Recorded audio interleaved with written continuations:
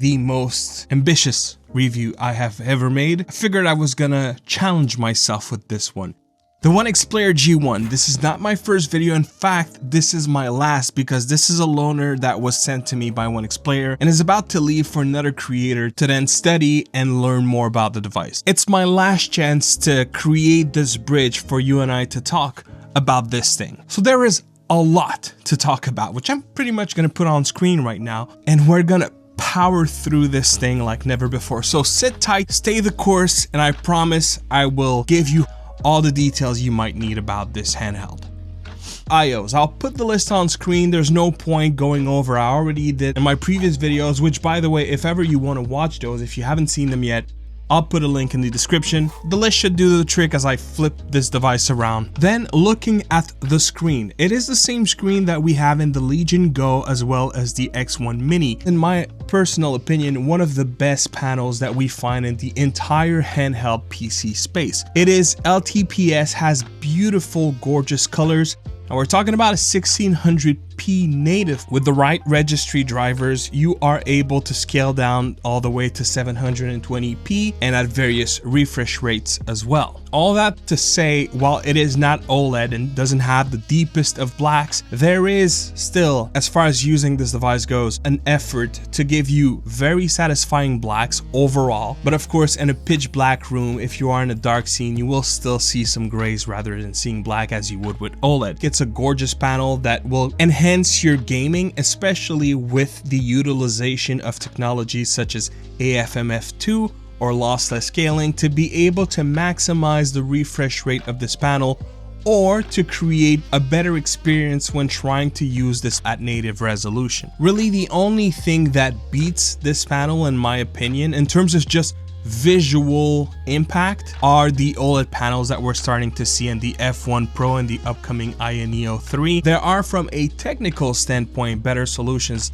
For example, like the solution that we find in the Rogue Ally and Rogue Ally X that has VRR. This is something that can still be addressed with the right know-how, and if you're that person, you will be very, very pleased with the panel found in the ONEXPLAYER G1. Lastly, while the panel gets very bright at full brightness, it does not dim enough, in my opinion, when at the lowest. It's manageable, but in a bedroom at night, it might be hard to pull off. Moving to audio, usually they have Harman tuned solutions in their devices, and this is, as far as I know, the first one where they have taken a step back. And when listening to the audio, there is clearly a lot of bass into it. It's not so much that it sounds bad, it's just that the bass is a little too present, which kind of drowns a little bit the mids and the highs, not to the point that you would not understand what you're hearing. In terms of the audio, it is a step back versus the X1 and X1 Mini, and dare I say even the ONEX Fly. It is still, amongst the handheld PC solutions, one of the better sounding devices. That being said,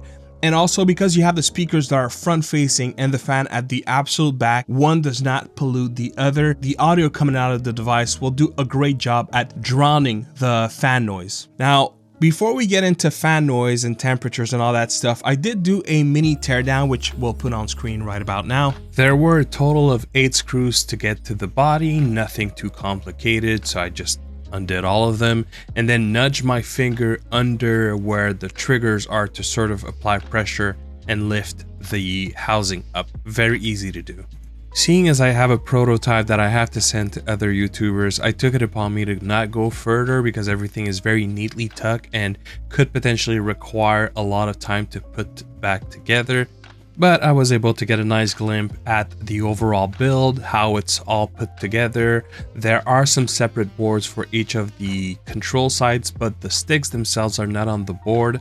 They are on that black plastic that is top right, that you can see top right and top left, which were connected to a fair amount of hard to access ribbon cables. But as for the SSD, which should be the most important question, the 2 fans that you see there, you can just lift them up and right under is the SSD. If I was to do an SSD change, I don't expect it would be hard at all. So let's talk performance. Now, there are multiple chips, but the one I have here with me is the HX370. If you're coming from an 8840U, is it the upgrade, the jump that warrants the purchase exclusively for that alone?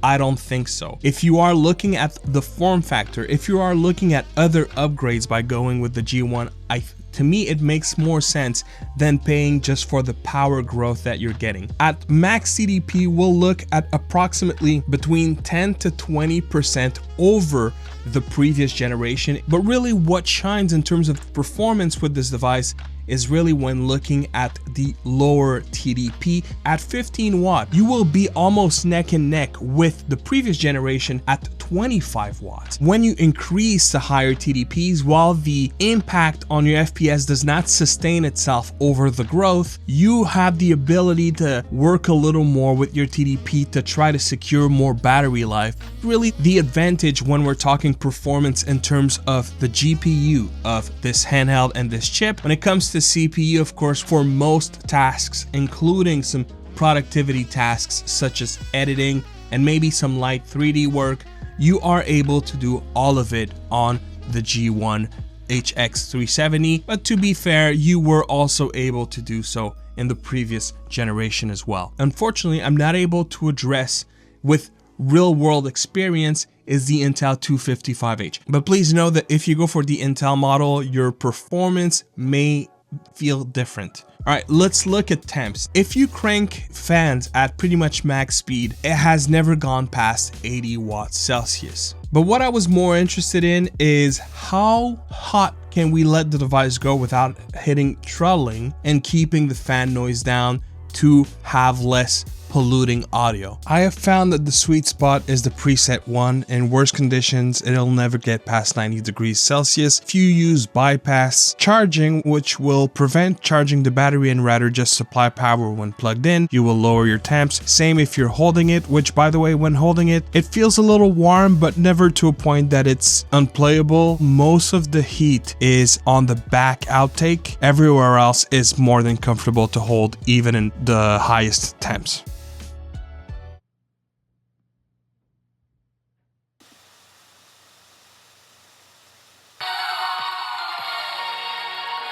And then of course we have the keyboard. The keyboard is really one of the key aspects of the G1 because contrary to other devices, you can detach it, that's not new, but even if you detach it, it is still able to be used as it is Bluetooth.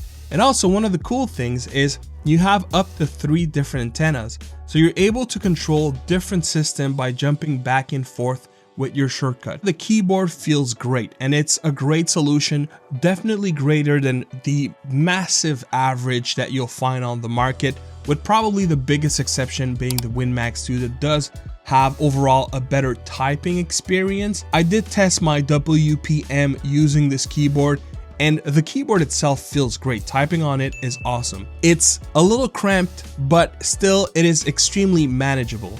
The one part where it loses a little bit is not so much the feel of the keys, which feel very good, but rather the position of your punctuations. That's the thing that makes this keyboard the hardest to utilize. If anything, I wish they had made some tweaks, like for example, make the shift shorter to fit the exclamation mark and rather have maybe another alt or control down there.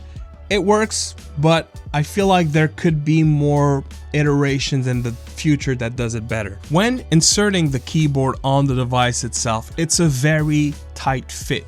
It fits very well. And I'll be honest, at first, I kind of had to learn how to properly insert it back onto the device because otherwise it would have like this slight bump in the middle. As I got more used on how to install it, it just seats perfectly now. And also if I turn it upside down and try to shake the device left and right, very scary to do by the way, it just doesn't come undone. Also because it is held by magnet and the connection from being connected or disconnected and then using Bluetooth is extremely seamless. Now, one thing that's interesting is once you are connected to the body where it charges the keyboard, you can still do the shortcut and connect through a different device, allowing you to still control your other device while connected. Now, the thing is, once you leave that signal and come back to it, while it will connect, direct connection will overtake that solution and will not let you move to your other device. But if you disconnect it, you will easily be able to jump from up to 3 devices, which is another cool touch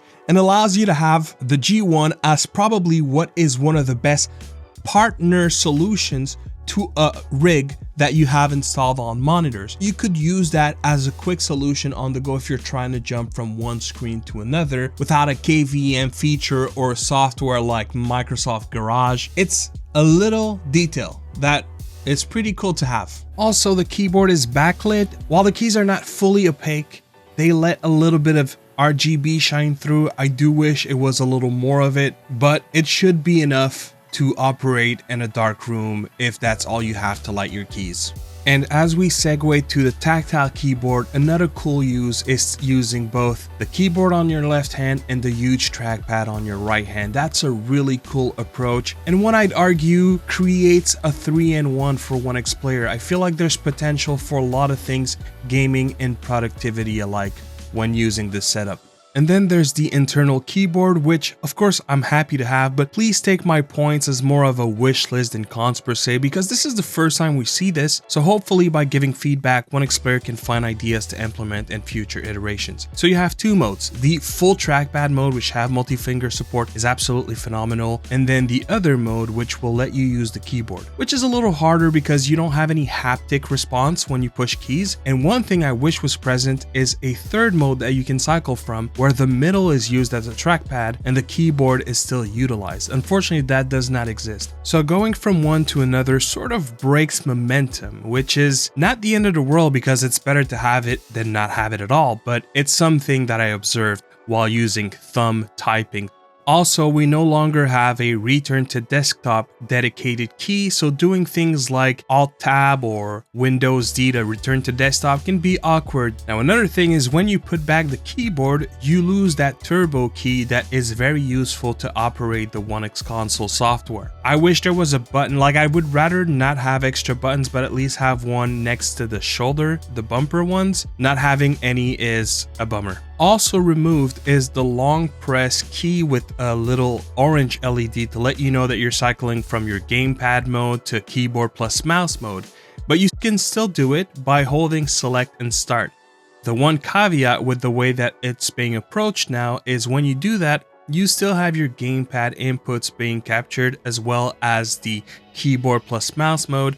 If you're trying to cycle from one to another in a game, it can get awkward and just like have you click everywhere, get out of pause, just can be somewhat frustrating. Manageable, but I wish it was a little different. And then there's the volume buttons, the display buttons, and the left click and right click. All great things to have, but I'm constantly reminded of how I'm losing access to these buttons when I put the keyboard. That's a little frustrating because as much as I love the modularity, you quickly realize that you do have to do a lot of back and forths if you want to rely on your physical inputs rather than clicking on your screen or using the trackpad. To wrap up the whole productivity and keyboard talk, what it comes down to is putting the G1 on your lap, because you know, laptop, productivity and all, rapidly highlights the compromises you have to make, but nothing is free. And when it comes down to engineering, it is still extremely impressive what ONEXPLAYER has pulled out, despite not being perfect per se. And when you have a table to sit your G1, well then you just explode with feature and options more than even laptops as it is, because it's such a clever system. One thing that is cool regardless and that we'll quickly brush over is RGB. The implementation on the G1 is so exquisite,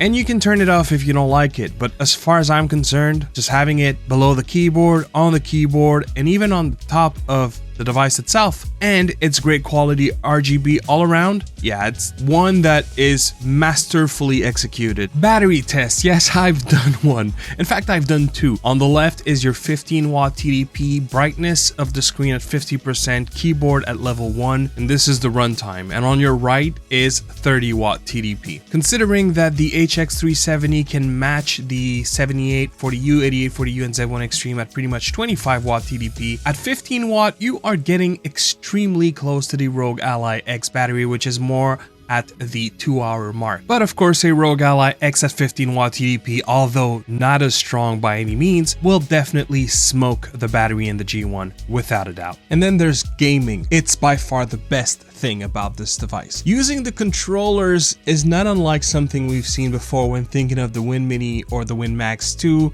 or the Neo Flip. It is a better ergonomic and a better approach than any other devices that is similar. And it's obvious why as well. It works with more space to cram in your inputs, and although it doesn't have as many inputs as some of the solutions out there, the ergonomics, while can be subjective, pushes this device forward. But there is one big elephant in the room, and it is those rails that you see off to the side. And at this point, this is my fourth time addressing rails, and you have other creators that managed to lay hands on the ONEXPLAYER G1, and we all seem to say the exact same thing. We did not expect for it to feel as good as it does. As much as one may think they understand by looking at it, and take it from someone that felt exactly the same at some point, it just doesn't make sense until you actually get to hold it for yourself.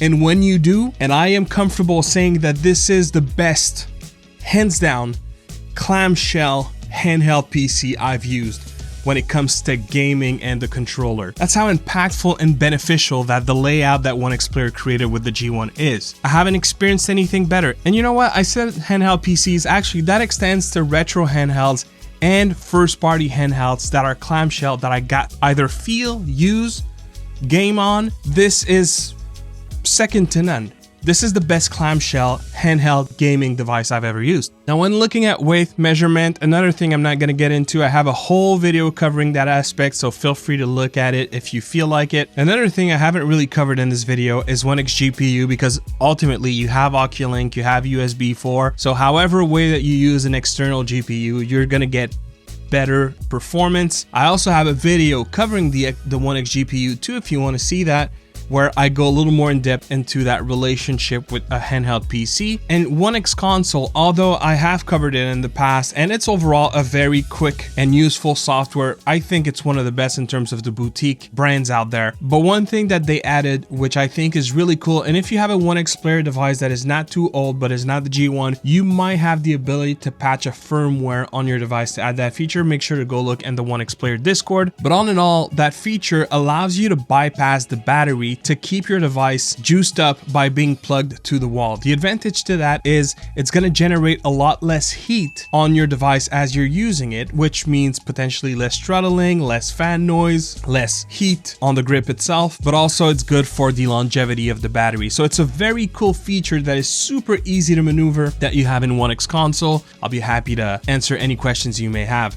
Which, talking about the questions, here's a couple of questions that I had from the community, and if for some reason I missed yours, don't hesitate to ask again. Of course, I won't have the device anymore, but I'll do my very best to address it. Colin asked on Discord, how comfortable is the keyboard to type on? I kind of addressed that already, but it's overall comfortable, if just a little cramped. The punctuation is really the one issue, but outside of that, it's actually a very pleasant solution to use, and I love the fact that you can use it for other devices while not losing your profile for the G1 itself. Bailey Vandenbroek asks if it feels heavy. Of course, the Win Mini feels lighter. It is lighter. That goes without saying. But the fact that you can actually remove the keyboard if you want to shed a little bit of weight, that's one. But second, I find, and that's something I addressed in Gaming for Insights quick chat, awesome quick video if you haven't seen it, the way that the G1 kind of like puts this whole center mass into both of your hands does really good for how it feels in terms of weight. And I would say that no, it definitely does not feel as heavy as one should think that it will feel. That's a pretty good aspect of it.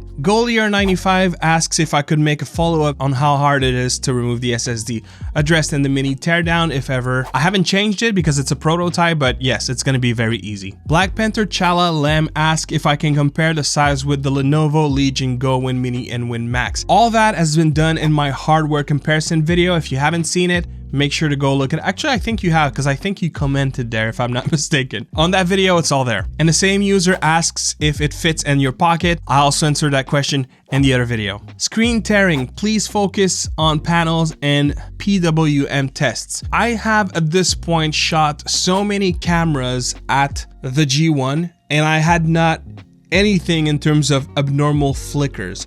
I also understand that PWM is more likely to happen on OLED. I could not perceive anything that seems to showcase the issue on this panel. Maybe with professional tools there would be better ways to find out. With what I have, I couldn't discern that issue at all. Screen tearing. I've gamed a lot on this thing and I could not see screen tearing once.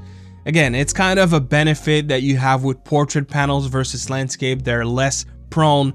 It's not so much that it doesn't happen, it's just it's harder to perceive. And then on top of that, you have a 144 Hz panel.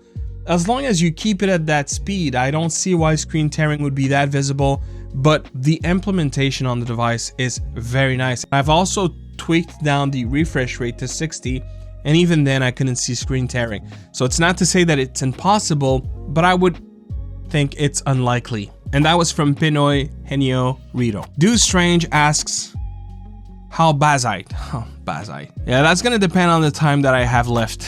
Oh, I did, but it's not perfect. The installation, when it comes down to just putting it on the device, that was super simple. Everything worked out of the box.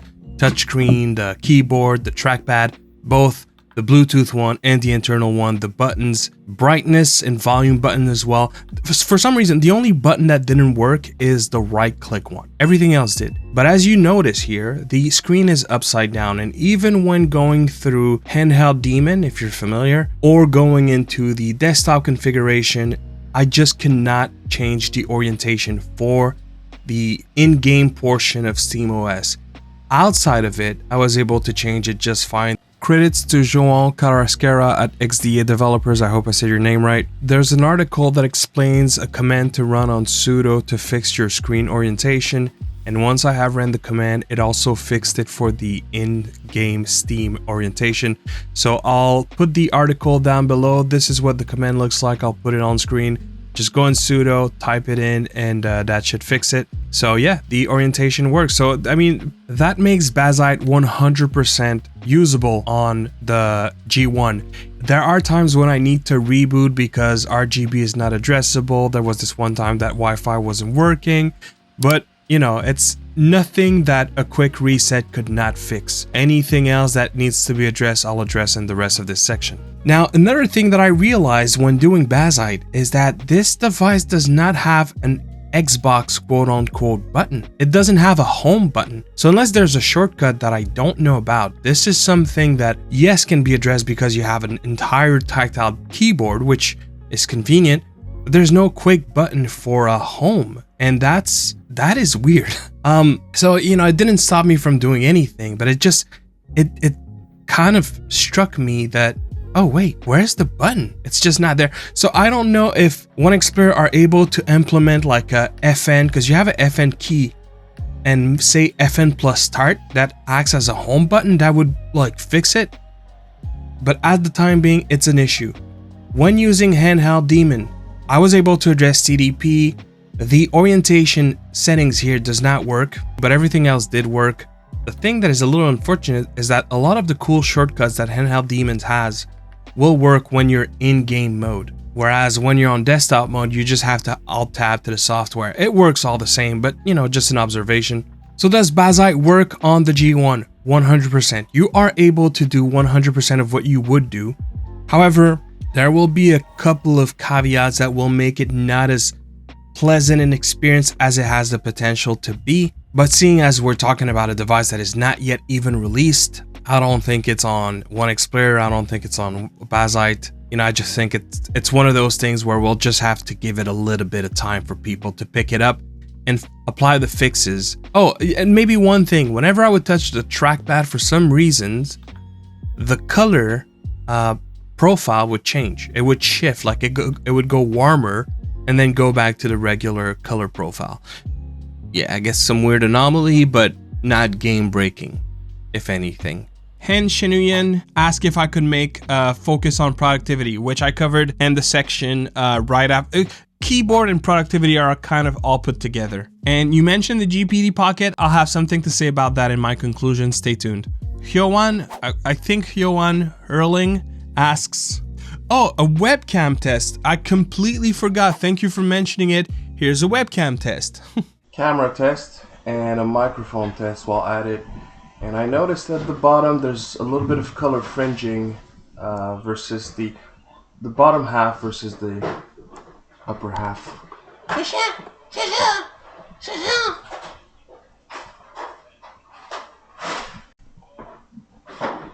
She's excited because there are squirrels outside.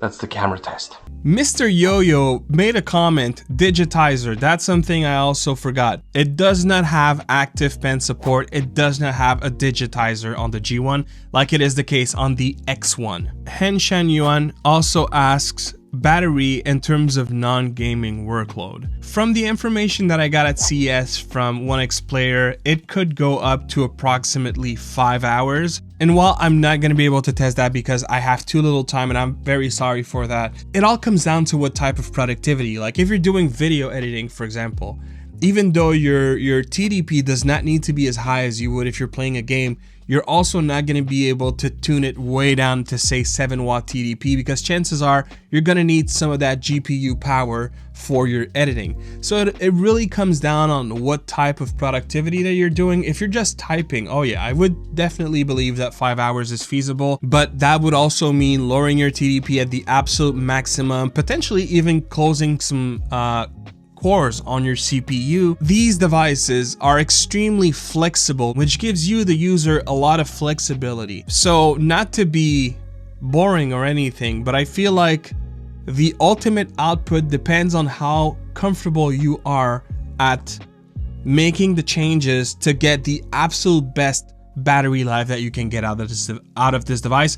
Unfortunately, I won't be able to test that specifically. Hopefully another creator will pick up on that question. Sorry. And for repairability, also something I can't really go too deep into, but there's a mini teardown if you want to see the insides and what it looks like. I feel like a lot of it is going to be feasible, but it will be potentially challenging, except changing SSD and changing battery. Dr. Feels Good asks, how do I think about gaming while laying down? So I've done it while on my back. In that position, I find that a little increment in weight is rapidly felt, while the ergonomics allows for a very good experience when you're sort of using it in a way that the weight shifts down and it sits in your hands. It's really nice. But when it's the other way around, where you have to hold the weight from falling on you, I find that it's harder. So in that regard, it's not going to be as nice as the Win Mini. Laying on your stomach using it is glorious, but the way that the air intake and outtake is designed, you would want to have something to sit it on. You don't want to put that on your bed because you're going to block your vents and it's going to overheat super quick. So you either have to always keep it up or have something like, you know, one of those bed tables that you can make sure that you have at least a little bit of space for air to go in and air to go out. P64 Imp asks if the HX370 is worth the upgrade, which I addressed in the performance section, but in a nutshell, if it's a 1-to-1, if you're just looking at the exact same devices, no other upgrades than the chip, I would say no, it's not worth it. It's too costly a jump for the performance that you get.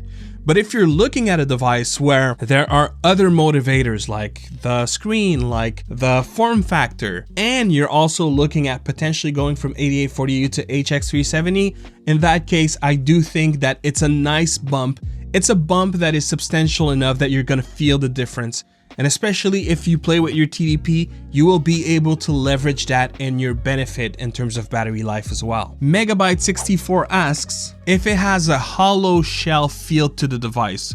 No, I wouldn't say so. It's the rails really act as anchoring point, and then from there you have your playpen to use where you have your sticks and your buttons and everything. It doesn't feel hollow at all. It's again, it's so shocking, but it's also very hard to describe, I guess, because I haven't really seen anything like it. Take, for example, I'm not a big fan of inset sticks, but I understand that they are a necessity in some situations. Well, you know how inset sticks do feel like you're working in a hollow space maneuvering your sticks? Well, the control as a whole does not feel like that, but of course the sticks are as they are. The sticks specifically, yes, I do find that it does a little bit, but not so much when talking about just the overall feel of the controls. I hope this makes sense. And then last question, Ninja Boy. Oh, please show off emulation. Yeah, I kind of forgot about that. Man, I'm so strapped for time. Okay, if I could, it's gonna be there. If I couldn't, I'm so terribly sorry, but I'm sure that this will be covered by other creators as well.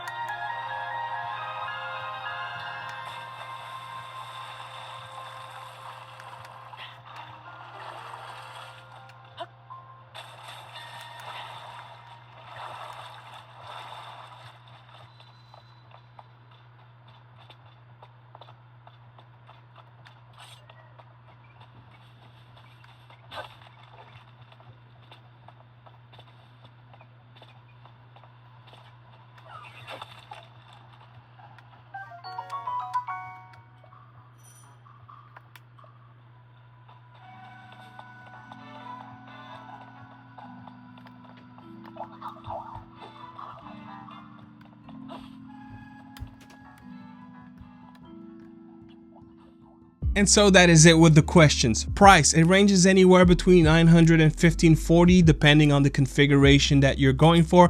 And this is at the Indiegogo crowdfunding price, which is still currently ongoing. So if you're interested in picking one up, you'll have the link in the description to look it up for yourself and see if you're interested in picking one up. Do keep in mind, I understand this whole situation with the tariffs in the US and the median, I don't remember what they call it, but anyways, from what I understand, all that is on hold. Maybe that'll be an incentive to do so, or maybe that'll be an incentive to not do so. I'll let you figure that one out, but you know, something to keep in mind. As far as ONEXPLAYER and crowdfunding in general, they have an extremely good track record at delivering on time. They're very punctual in that sense. So they're saying delivery by March. I'm pretty certain that they will deliver by March. I wouldn't be surprised if, especially you're one of the later backers, if it trickles down into April. I wouldn't be too concerned about that. That's probably to be expected. I mean, of course, crowdfunding, there's always a little bit of a gambling element to it, but ONEXPLAYER has been around for quite some time and they've always delivered on their promises. I don't see why you would have an issue. That's one of those where I would definitely say back with confidence. Same goes with other brands in that space that are very popular like INEO and GPD. If you've never purchased ONEXPLAYER, it's pretty much just a very similar experience, except I find that they are a lot more punctual than INEO, if I'm being truthful. A few other thoughts that I haven't addressed super quick. This thing is a fingerprint magnet. Doesn't matter where I put my fingers, you probably saw me wipe it from time to time. That was difficult to shoot. I do wish that it was a little better to that effect. And you know, INEO recently has taken some flack for being a fingerprint magnet with their black plastic. I gotta come clean. This is a fingerprint magnet too. Be it the screen or the internal keyboard or the keyboard itself. It doesn't matter that I ate 5 hours ago and washed my hands twice. The moment I touch it, there's like fingerprints. So I don't know, maybe it's my specific body composition. I don't know, but it is a fingerprint magnet. And that's pretty much it. Honestly, if there's anything else I missed, let me know, because do I recommend the G1, especially if you're looking for something that has a great balance between productivity and gaming. 100%. And at the same time, I think it's important to understand that this is kind of a first of its kind. Yes, it's similar to a device like the WinMax 2, but the balance sets it apart enough that I find the design language speaks way more to gamers and to gaming than the similar types of products that are out there.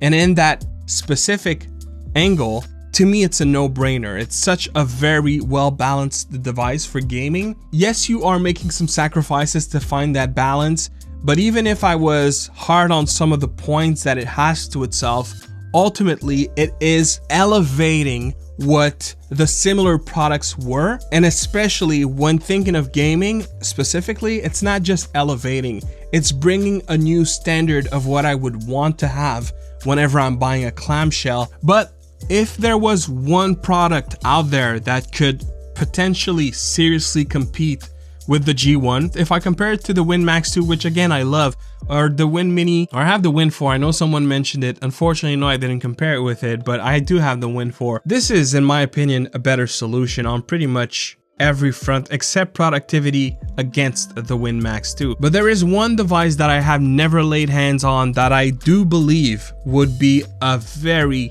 solid contender to the G1, especially if you don't care about Oculink. It is the GPD Pocket 4. I don't know if I'll ever get to lay hands on that device. I do wonder how viable the GPD Pocket 4 paired with the G8 Plus actually is. Again, if you don't care about Oculink, because that device does not have it, but it's thinner, it's lighter, it has the pivotal screen, so it feels like it's potentially a very pleasant modular option that is arguably better at productivity. And as much as I love the controller on this as a one unit, the G8 Plus would ultimately be a better solution in terms of controllers if I was to strap one to this device. Which, actually, you know what? Let's show you what it looks like. It doesn't fit the body because of the angle, but it fits the top panel. But it's kind of it's sketchy. I wouldn't want to hold it like that. But yeah, this is what it looks like, I guess. And that is it, guys. That really is it. Thank you very much. If you are still here, it was a lot, and I'm happy to do it. I love doing this, but it does feel a little bit better if I know that it served the purpose for a couple of you guys out there. Yes, this review is over. I probably have left a few things unsaid. If so, again, please refer back to the comment section where I'll be happy to keep answering the questions as much as I possibly can. Thank you for clicking, watching the video. Please consider dropping a like if anything in that video was insightful to you. And to not miss any future content, hit the subscribe with the bell. Thank you very much for watching, and I'll see you on the next one. Peace.